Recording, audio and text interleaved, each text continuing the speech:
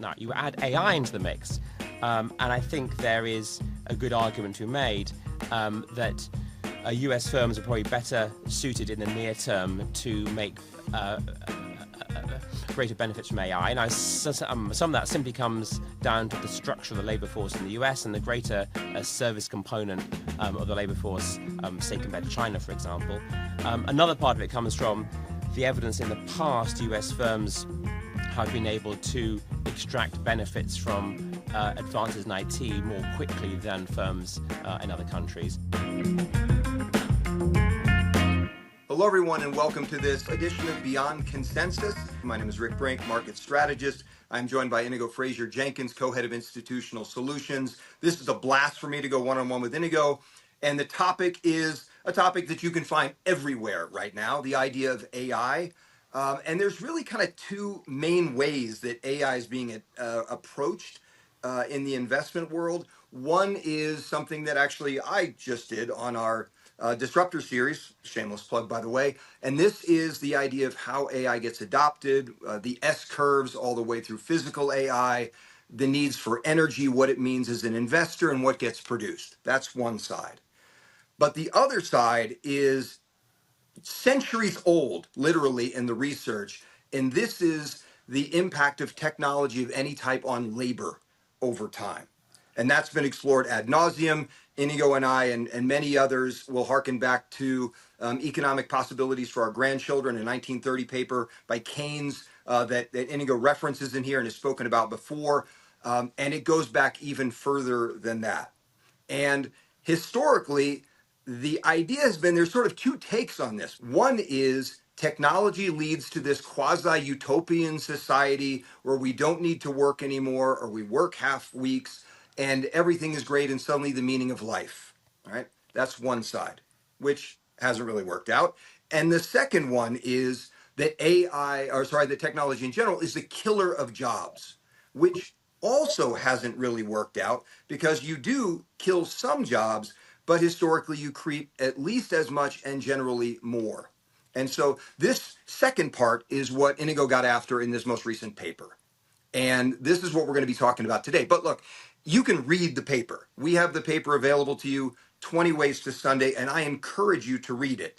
There are lots of data points. There are papers referenced. There's more nuance and detail, but there's no point for us to just get on and read the paper to you. So the way we're going to break this down is into three sections. First, we're just going to talk about the philosophy, right? When you go to tackle this issue, you have a lot of decisions to make. And so we're going to start there. And so how Inigo went about it, what he decided to focus on, how he tried to measure. Part two is going to be the findings, what came out of it. And part three, which I think Inigo and I are both thinking is going to be the most fun, we'll see what you think about it, is we'll call it future speak. What if AI, because now it's a thinking form of technology, actually does become a killer of jobs? And what does that mean? And what are some of the questions, almost existential questions, that we're going to have to get inside of? So I'll just start with an obvious question here, or a pretty straightforward question, Inigo, which is exactly what I teased. How did you approach it? There is limitless research on this. So as you sifted through, how did you come up with the way you wanted to attack it? Yeah, and thanks for the setup. So I guess there's two the kind of big kind of questions that we're asking here. So one is the size of the overall productivity gain from AI, and the second is this interaction of that with the demand for labour. And these two things are obviously intimately linked as kind of questions. And I guess the first thing we have to note is we need to be really humble in our approaches to this, because past attempts to forecast both the total size of the increase in productivity from new technologies and past attempts to forecast how much that is a job destroyer versus a job creator have been really tough. And people have come up with huge revisions, for example, back in the tech boom of 99 and 2000, had to undo them afterwards. So we're going into this with a kind of a humble view. So, I mean, on this kind of question of the interaction of AI and labour, I guess the starting point for us is some of the academic work that's been done on what the exposure is of different tasks to AI. And there's been some quite good work done at the individual task level across the economy. How exposed is this task to the new generation of LLMs? And then from that, we can aggregate them up to I guess, how many tasks of different types form different kind of professions and different sectors in the economy. And then make some assumptions, really, on two fronts. First, make some assumptions in terms of what the size of a productivity gain could be, given some assumptions about adoption rates for we have a range of sectors, and add that up across the contribution of the sectors to profitability in the economy. And the second route we can go down and say, well, given the exposure of this task and this kind of profession to AI, if we make some assumptions about what proportion of any productivity gain comes from displacing labor or enhancing labor, and then sum that up, but by what the share of employment is in that sector. And that gives us some sort of starting point, if you like, for a trade-off, or at least a way of thinking, at least, about what a potential productivity gain can be versus how much of that kind of comes from labor destruction versus labor enhancement. So I guess that's one angle of it. And then the other angle is this question of, what is the total productivity gain of AI? But certainly we go into client meetings, and the whole time we're asked, so is this going to raise GDP by a huge amount? Is it a game changer? Is this going to affect the way people think about overall levels of net debt? Is it going to change the way people think about kind of growth rates? And I guess the problem with that, as I said, is that past attempts to forecast productivity have been fraught with difficulties. So our first approach to that is to actually not even try and forecast that productivity. Instead, ask the question, what are the other things happening at the same time that might kind of depress those growth rates? Because AI, although it's huge and a dominant question that all of us are dealing with the whole time at the moment, there are other things happening at the same time. Most of those other things are downward forces on growth rates. And then ask the question, is it plausible that a productivity gain from AI could offset those downward forces of growth, either comparing that to history or comparing it to attempts to forecast productivity growth? But that's the methodology and the setup that we've used in the paper. The two major themes of this other stuff. So the way that I think of it is AI doesn't exist in a vacuum. It's being introduced into a world that already existed. And as you point out in the paper, and one thing that we've both talked quite a bit about is demographics, a major element here, is a much more forecastable, slower moving animal that we have a much higher degree of confidence around. So that's a big one. And then, look, we sort of start to forget about climate a little bit, but there's clearly a fair amount of research. Now, there, the bands around expectations are also quite wide, but demographics is a large one. And this brings me, just to tease for everybody, the right side of the colon, as I always refer to some of our titles, which is, might it be a good thing if AI is job destroying? Because if we do have demographic challenges and shrinking labor forces, isn't this just exactly the right time for the robots to show up on the scene and bail us all out? So, and then a last thing I'll toss out into the audience is that this isn't homogenous, right? There's a global way to break this down that you've done, but then there's a critical regional question as well. So with that in mind, and by the way, let me just say, so that it isn't lost here, because the comment that I think you made was really important. It is incredibly difficult to forecast productivity. The range of ways that it's even been attempted is enormous. The error terms when it has been done in the past are awful.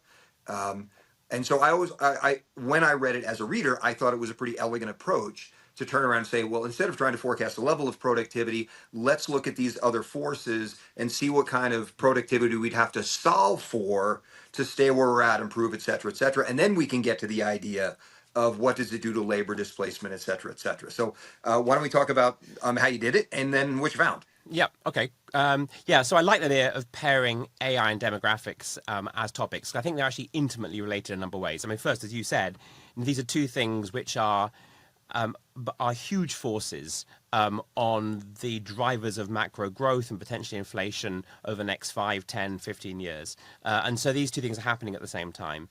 But the linkage goes even bit deeper than that, I think, because AI does raise these kind of questions about what is the future of labor demand in aggregate, how much labor is there, and that's obviously particularly determined by demographics. And also, the other aspect of demographics is the shift in the representation of different age cohorts, for different age cohorts in the population, and the idea that if AI is changing not just the quantum of labor needed, but the type of tasks that are valuable, are those the tasks that are suitable for a population that's made up of different age cohorts? So I think there are a whole bunch of levels on which these two topics are linked. I guess the second thing I say is this intriguing question has been asked in a few client meetings as well, which people start to sort of ponder the idea of, okay, maybe we have smaller working age populations in the future, and maybe we have a smaller need for labour. Is this kind of super convenient, as you said? Is this a good time for the robots to kind of show up? Some people even kind of push that beyond that and say, one of the huge advantages that the US has, as we normally think about it, is a growing working age population, unlike other regions. But maybe that becomes a problem if there are too many excess workers. And maybe Europe could benefit enormously if it hasn't got any excess workers in a world where fewer workers are needed. I have to say I'm pretty skeptical of those kinds of arguments, because it would be an enormous coincidence if these two completely separate things happen to balance each other out, both temporally and geographically. So, I mean, I don't think that argument holds, but then maybe we come back to the regional elements of this a bit later.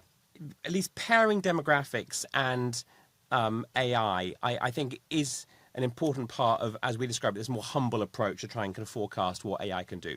Because when we think about the sort of 10, 15-year forward kind of prognosis of growth rate, it's one of the sort of huge shifts that's apparent, is at very least the growth rate in the working age population is going to be lower than it has been over the last kind of 40 years or so. Now, one advantage that the US has is that the absolute level of that growth rate in working age populations is probably slightly positive, whereas for Europe and Japan it's probably negative. But across all the developed world, that growth rate in working age population is going to be a smaller number. And we suspect that the combination of that plus any degradation to growth rates that comes from adverse climate outcomes, in the US at least, points towards something like a lessening of real growth rates per annum 10 years hence by about 1 percentage point per annum, and for that to be a slightly worse number outside the US because the demographic outcomes are worse there. So I guess the question is, if there's going to be a lessening of real growth rates over the next 10 years by 1% per annum, AI has to make up for that in terms of its productivity growth. And so the kind of core question is it plausible that any uplift in productivity growth from AI could be of the order of 1 percentage point kind of per annum? Because that's a big ask. And people should be aware that, if you're talking about productivity growth rates less than that, well, that's helpful. I'll take it, but it's not going to, in aggregate, lift the overall level of growth in the economy. And then there are really two ways to answer that. I mean, one way is to appeal to history. So I think both you and I like long-run charts. So in the note we reference this chart that starts in the 13th century and shows that for 600 years prior to the invention of the steam engine, the growth rate in GDP per capita in the UK was 0. And the steam engine comes along in the early 19th century and suddenly lifts that, and lifts it by about 0.8% kind of per annum. So I guess the historical analogy is that, if AI is as good as the steam engine, then it implies that you can lift growth rates in a sustained way by this order of magnitude. Also, intriguingly, I think it acts as a bit of a speed limit. If people come along and tell me there's going to be a growth rate from AI that's greater than 1% per annum, you're saying it's going to be better than the steam engine in a sustained way. Obviously, it's possible, but the people should be kind of aware that is a big claim. And then the other way to approach it is to go through approaches that are similar to this sort of cottage industry of analysis and academia that's emerged in recent years, and go back to that approach I mentioned early on in terms of methodology, which is try to think about what the exposure is of different professions to AI, think about what the adoption rate can look like, and on average you come up with the numbers of the order of 1% per annum in terms of what that productivity growth kind of could look like. So again, it's plausible that you can sort of think about offsetting that downward force on growth, but with a caveat that we have to be humble about these forecasts, the huge error bars around it, and that's still making up for lost growth rather than kind of giving us an extra boost to growth that we didn't have before. So Now we're talking right now. Your comments now are about in general sort of labor, Mhm. but I want to put a little more meat on the bone, because one of the things that you did is you get into the idea. You sort of ran past this in one of your comments, but the difference between a job and a task, Mhm. and being able to use the concept of a task, and which, so everyone has a, you go to your job and there are lots of things that you do during the day. Even right now, as the rapid adoption of AI has taken place, you see AI from a form of productivity. People are saying, look, I can do this faster. I can ask it to write an email for me. It can summarize something. It can create a flow for, say, a discussion on AI that you and I might have, for example, if I talk to it long enough. But one of the ways to break it down, and that you broke it down, is to then say, instead of the job, and you're following in footsteps here. I want to make sure credits get more credits due, but the idea is you're breaking the job down into tasks and using that to try to get a sense of jobs exposed to the level of exposure. So maybe talk about that.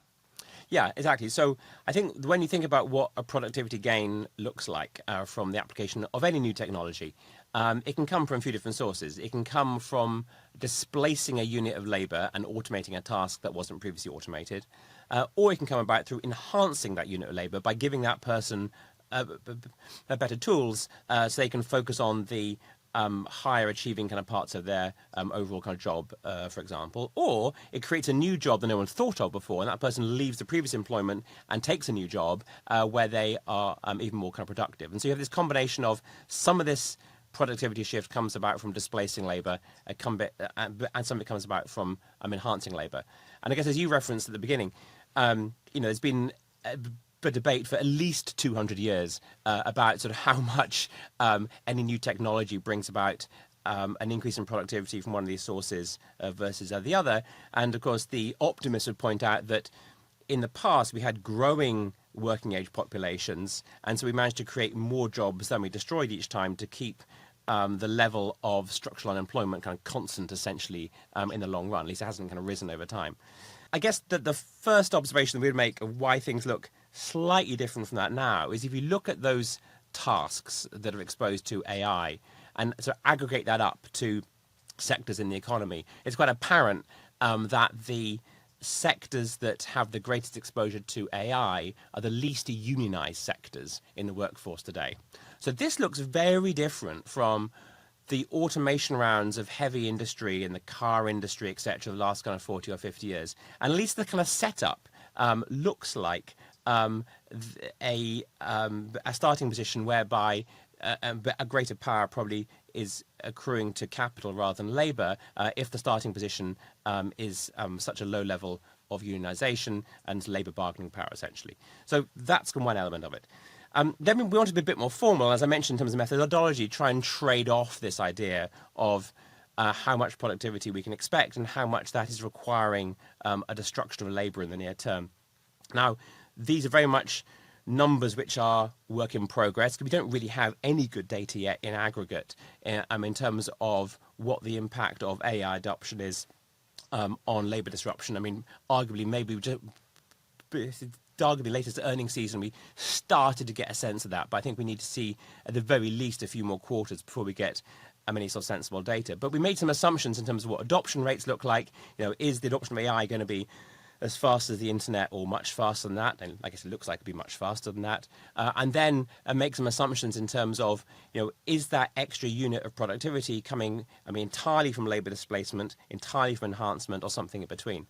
And I guess the bottom line from that approach is, if one is demanding something of the order of 1% per annum productivity improvements, given a range of assumptions, it looks like you have to start to see something of the order of 1 percentage point extra losses of employment per year. Now, in the context of a recession, that's not a huge number, but certainly that's cumulative. That starts to be kind of very socially disruptive. All right, thanks very much, Inigo. I want to stay on this thread. You talked about adoption rates a moment ago.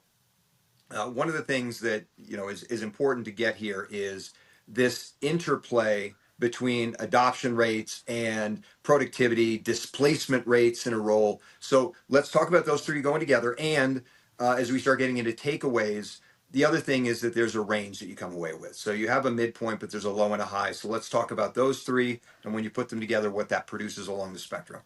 Yeah, absolutely. So there's a huge range of productivity forecasts being made around the role of AI, and how can it be that people can come up with such different numbers? And I think a lot of that comes back to this point you made of the interaction of assumptions of adoption rates, assumptions of if there is the use of AI in a certain task, how much does that raise productivity by? And then the other element is what is the exposure of a given task to AI? And so a lot of the difference between people's views on productivity gain of AI can come down to some combination of these and different assumptions about it. I mean, it's pretty clear, I think, that the adoption rates seem to be fast, just in terms of the number of users of kind of ChatGPT, for example, and just how that's grown very quickly. So that bit doesn't seem too controversial. But that element in terms of what the exposure of an overall job is to AI and what the productivity gain is and what the mix of the productivity gain is from displacement versus enhancement is all open to discussion. That, I think, explains at least the range of forecasts people make. I guess in our work, we're really trying to think about what, in a fast adoption scenario, that means for this sort of interplay of job destruction versus enhancement on the one hand, and how much productivity gain but that you get on the other hand. And as I said, these are very much numbers that we are using as sort of guesstimates and guides at the moment because we don't have good data, and so our intention is very much to come back, after a few quarters of data, and then come back again after another few quarters of data and actually populate this with real data. But I guess the finding really is that to see a productivity gain of more than 1% kind of per annum, even under fast adoption rates, it looks like you have to see a pretty significant amount of labour disruption in the near term. But the cross section, that distribution of where that shows up though is different. It's not everybody's job equally. No, exactly. So, but that could bring us on to this sort of huge question of who benefits. And I mean, we have referenced quite a bit of the work of Daron Acemoglu in this, where he's made the point that when past shifts in technology have come, the steam engine or all the inventions since then, there's often nothing inherent in the technology itself that determines what the cross-sectional distribution of the benefits looks like. Instead, it seems more likely that that is determined by the social and political context that exists at the beginning of that time. So, for example, in the context of the steam engine, the aggregate benefit was large, and over time there wasn't a structural increase in unemployment, if you look at it in a very coarse-grained way, if I can put it that way. But under the hood, but there was clearly huge disruption of certain sectors, and the evidence that there was a multi-generational stagnation of real incomes for many people. So, a huge shift in that distribution. And, I guess you referenced the work of Keynes at the beginning of the whole thing. I mean, I guess the question of, why, hasn't there been an ability to, shift overall working time versus leisure time over this a period of huge shifts in automation, and a big chunk of that, not all of it, but a big chunk of that comes down to how the benefits were spread out across society, and the idea that they haven't been spread equally, actually far from it, and that is I guess kind of some of the reason why there hasn't been a mapping of productivity gains onto seeing all cohorts benefit equally. I guess when we apply that onto the current state of AI, it raises some interesting questions because it looks like that combination of the work I referenced before, where we're looking at the least unionized sectors, the ones that have the highest exposure, plus the observation that corporates seem to be firmly in the driving seat of deciding what AI is developed, what AI is released. But that implies that the setup is that, at least in the near term, it looks like that more of this AI is going to be optimized for automation rather than necessarily enhancement, and perhaps something of a shift wider in terms of inequality in the near term. So I've got two things that I want to toss out. One is because we have this section 3 coming up where we presume that AI is a little bit different, we're going to do our random musing along that low, medium, and high range. Talk about what high looks like. Those are not fun numbers. No, they're not. I mean, so I guess the good side of it is the aggregate productivity gain is north of 1% per annum. It's on at 1.5% per annum, but that's enough to offset the downward force on growth from a smaller working age population, and perhaps even offset the downward force on growth from climate. So you see a lift in growth rates, a lift in EPS. That's presumably kind of good for aggregate stock market returns, et cetera, et cetera. On the flip side of that, you're seeing something between like 1 and 1.5% extra destruction of jobs per annum. Now, again, as I said before, in a business cycle context, that might not be off the chart. But if there's any sense that, at least in the medium term, that's cumulative, then that becomes socially ugly pretty quickly. Right. That's exactly. So, I mean, you start compounding that, you get into the teens, and that's not nothing. And so, for that reason, the other side of this is the politics. So, Asimoglu, again, all respect to the MIT crew on tech and labor over many years, but the verbiage that he uses when he says it, I hear politics and policy. And we have, and lots, and also the use of non-unionized labor, the thing that might be least protected in terms of being able to displace it, right? So those are some of the things that I extract from the verbiage. And so from a policy perspective, this is something that we want to sort of talk about. But from a jobs perspective, a labor perspective, there's a lot of question marks that have to be answered over time. You mentioned adding stuff into the data as we go, because we are seeing headlines. We're starting to get a little bit of data. So a little bit of data is going to go a long way as we make our way through here. But to your point, I think the biggest takeaway here is, if it is everything that people speak to it being, and if it does indeed have legs, and it does indeed usurp the steam engine, then we have some serious discussions around the nature of jobs and work and everything else, which leads us into our musings. But the other part of this is that it is not uniform by job, but it is also not uniform by country and region. Indeed. So the idea here is, when we talk about adoption rates and productivity and displacement, we're sort of talking at a large scale, and you're referencing the United States. Let's take a little tour of the globe. Yeah, so I think there is a case, but that there are regional differences which are further exacerbated by this. So I guess the first regional difference has got nothing to do with AI. I guess it's the reason why we've already written research on the idea that we are defending the exceptionalism of US equities, at least. And that comes down to a superior growth rate in the working age population in the US compared to China and Japan and Europe, and also the sort of already existing kind of greater level of profitability of US firms, so for example. Now, you add AI into the mix, and I think there is a good argument to be made that US firms are probably better suited in the near term to make greater benefits from AI. Now, some of that simply comes down to the structure of the labour force in the US and the greater service component of the labour force, say, compared to China, for example. Another part of it comes from the evidence in the past US firms have been able to extract benefits from advances in IT more quickly than firms in other countries. And the third element is the blunt fact that US firms could fire people faster and more easily than firms in many other regions. And that presumably is at least one route via the increase in productivity in the near term. So however skeptical or optimistic you are about the aggregate productivity benefit from AI, I think it does add to the idea that from an equity perspective, at least, there is further defense of US exceptionalism, and for us at least, a strategic overweight on US equities still. I have a wildcard question for you, which is, as you went through this process, because I always have these when I do my stuff, there's always something or things.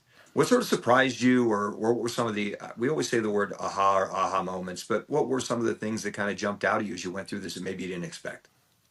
I guess just, I guess some of these issues around these difficulties of kind of trying to come up with a model for the difference between a labour enhancement, I guess, versus labour destruction, and just a lack of any consensus at all on that. And I see the same thing really, since writing this and going around speaking to clients around the world, that I really don't see any strong consensus around, either what the productivity gain is overall, or where this comes from. I mean, a lot of people end up probably on average looking quite glum about this in client meetings in terms of the labor impact. But there's such an enormous, I guess, difference of views. I mean, I find that actually really interesting. Yeah, it's almost like AI has to run the gauntlet. First we have questions about spending, we have questions about adoption, the S curves. It's got to become pervasive. Otherwise, we're building a bridge to nowhere, or data centers to power nothing, whatever. All that stuff. It has to make that. It has to become pervasive. It has to become used across industries. Then it's going to have an impact on the way we do our jobs. Then it's going to potentially have an impact on the number of jobs. It might enhance us. So in financial services, for example, maybe we just all get a lot better at analyzing the data, and we still have an arms race to try to grab that last incremental piece of information, but it doesn't displace anyone. But if the AI can do it without any of us, then we are absolutely displacing us. And you make a reference to this idea that we might get to a place where AI allows us to solve deeper questions. We just don't understand the answer.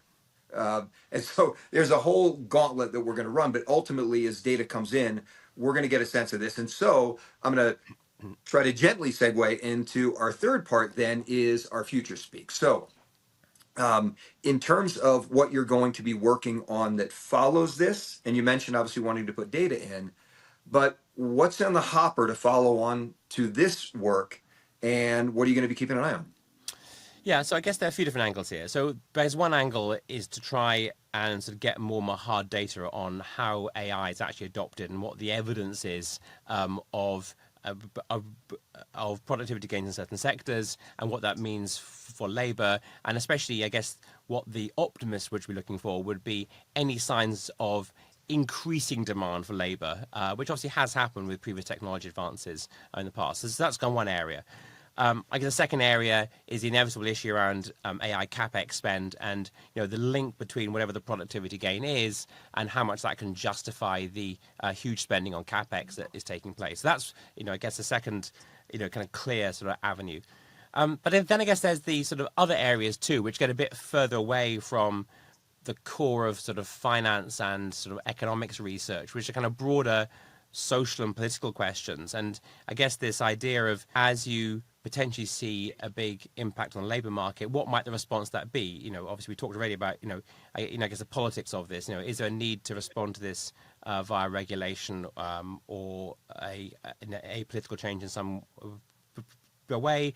Does this become an electoral issue in certain countries around the world over time if there is an impact on labour markets? And also, I think, there are interesting questions around, to what extent any displacement of labour could be addressed through regulation or economic incentives versus the bits that really are hard to address. And the idea that, in the modern economy and with modern expectations, that the idea that work gives meaning to people, I think, is really important. So, if there is something that comes along that either changes working practices in a way that is negative, or takes labour away in a sustained way, but what does that mean kind of socially if that is something that's so core for people's lives? Which takes us directly into random musings, and so I appreciate that. That was a nice, easy move into this. This is so there may be a touch of data in what we're about to say, but mostly it's going to be random musings. And so we've talked about the steam engine on this. Inigo put it in the paper. This is, you can argue that the champion of technological productivity in terms of the magnitude and duration of the steam engine, which is why it's something you really have to go up against if you're going to try to be in the Productivity Hall of Fame. But there's recently, Foreign Affairs, there was a reference to some new work, but an old essay that I had missed. Another pair that you have Brynjolfsson actually in one of the papers here, I think this reference, Brynjolfsson and McAfee, and this was a 2015 essay that I had missed. And they bring up another historical powerhouse as it relates to being able to produce. And so there's a finer point when we say that humans, historically, when technology has come along, have not been displaced. There have been jobs destroyed, but at least as many, in some studies, more jobs created as a result. But if I change the definition to living beings, then I can bring up the example of the horse.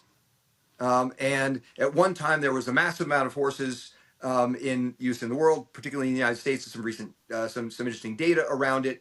And then when the steam engine came along, they were displaced. But as the essay suggests, they didn't really complain about it.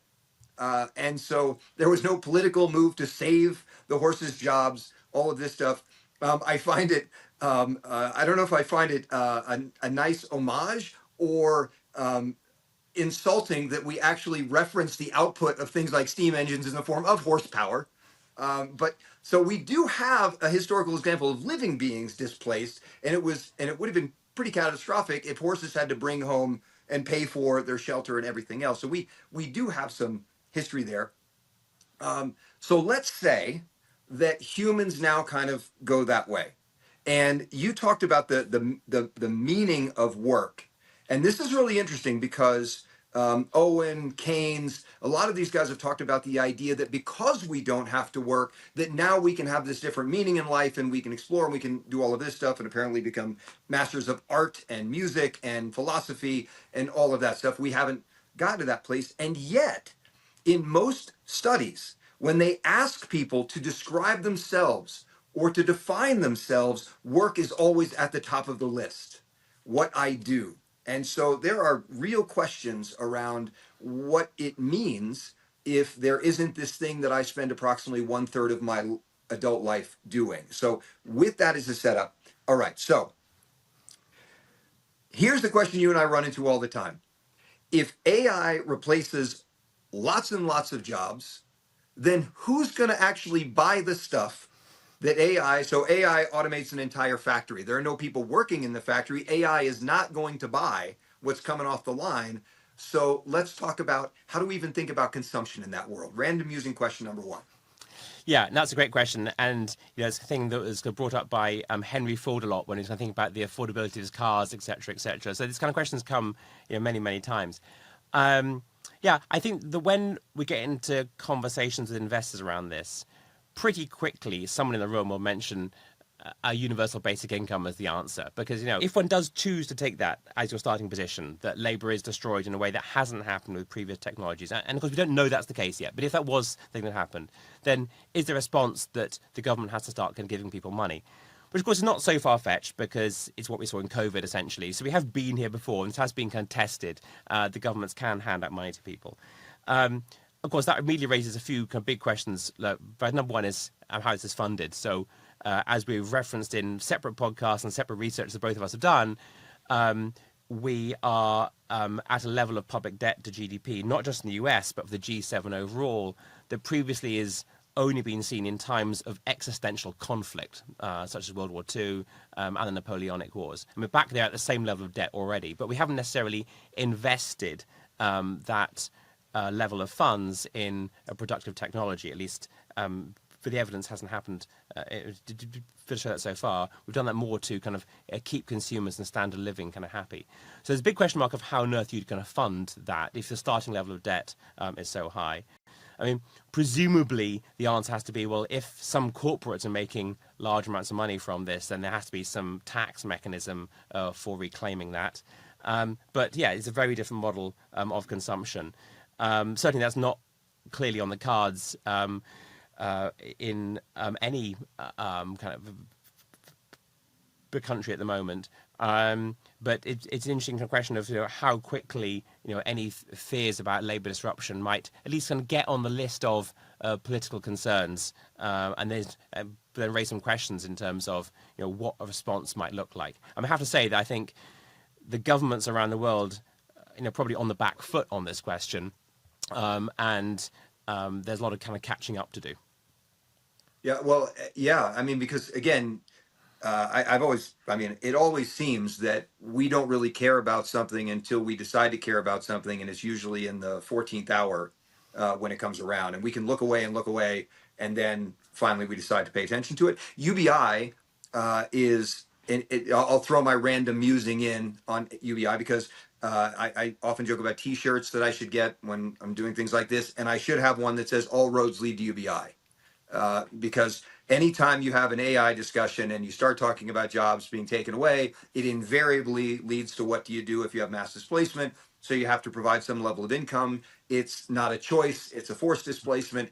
Okay, so now we come up with UBI, as you point out. How are we going to pay for it? All right, so we're gonna tax folks. And the question of who do we tax comes in, and you and I already talked about this offline. So I will point out that corporations become the most likely because they in effect are sort of quasi funding their own consumption, if you will, through the increased taxes. And it's kind of hard to tax the folks on UBI then. But then you might tax the high earners. That might go up again. So you start musing about where can the tax dollars come from. And then the second musing I have here is that practically speaking, and again, this is just chit chat for a glass of wine, I guess, but it's the idea of if you are to provide UBI, and it is for a significant portion of the population, but there is going to be a large portion of the population that continues to work. So think of a surgeon, for example. And they have to keep showing up. They're on call. I'm thinking of a friend of mine that is the head of a surgical unit, and the way his schedule sort of works. And so the question is, what would the level of compensation need to be for UBI so someone could have a life and live and meet all needs? What would that level be? And how much would there have to be a gap, let's say, for someone that's continuing to work 40 to 50 hours a week? What would be the incentive or disincentive for someone on the left side of the fence to say, you know what, I think I would like to just go to the right side of the fence and stay over here? And so I think my other random musing, if it comes to this, is how do you solve for the level of UBI, how you fund UBI, and what keeps a fully engaged workforce. Now, again, if we define ourselves by the tasks that we take on and the jobs that we do, maybe that in and of its own right leads to some level of whether it's because you're trying to serve the greater good, whether it's because that's what you want to do with your day, it's a passion, whatever it is. I think that's one of the other bigger ones. And then let's come back around to policy and AI. Mhm. So legislating jobs, union versus non-union, labor laws, makeup of labor in a country. Now we've seen little tidbits of that. I every time I think of this, I think of the West Coast port workers a little while back when they had labor negotiations coming up, and they were trying to embed some level of protection from automation. So what do you think? Just random musing now. Now we're becoming politicians. Random musing beyond what you already said.